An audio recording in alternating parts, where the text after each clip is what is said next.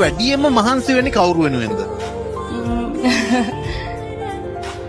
එයා යාළුලා ඉන්න කොල්ලනේ. යාළුලා ඉන්න කොල්ලනේ. බෝයිෆ්‍රෙන්ඩ් වෙනුවෙන්. ඒ කොහොමද මොකක්ද ඒ කතාව?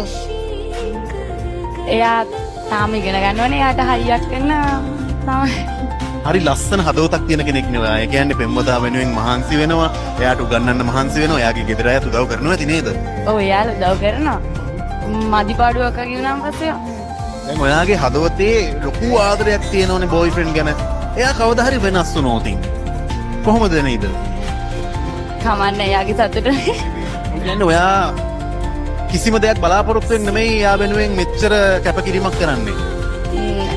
ඒ හදවතේ උතුරන්න ආදරේ තියෙනවා. ආදරේ එයා ඒ විදිහටම දෙයි කියලා හිතනවා මම වගේම. ගෙදර කවුද ඉන්නේ? තාත්තයි මල්ලිලා දෙන්නයි මමයි ඉන්නේ. තාත්තයි මල්ලිලා දෙන්නයි ඔයයි. අම්මා අම්මනේ. අම්මට මොකද උනේ? එයා ගිහිල්ලා. ගිහිල්ලා කිව්වේ. ගෙදරින් ගිහිල්ලා. ඇයි ඒ ගෙදරින් ගියේ?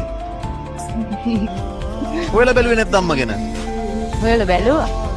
අම්මා ගියාම ඕගොල්ලන්ට දැනෙන දුක වගේම තාත්තට ඊට වඩා දෙගුණ තෙගුණ වෙලා එයාගේ බිරිඳ දරුවන්ගේ අම්මා නැතිවීම දැනෙන්නේ නැති. කොහොමද ඕගොල්ලෝ තාත්තට හයියක් උනේ? අපි ඉන්නවනේ තාත්තට. තාත්තව කොහොමද ආදරෙන් බලාගෙන ඉදුව?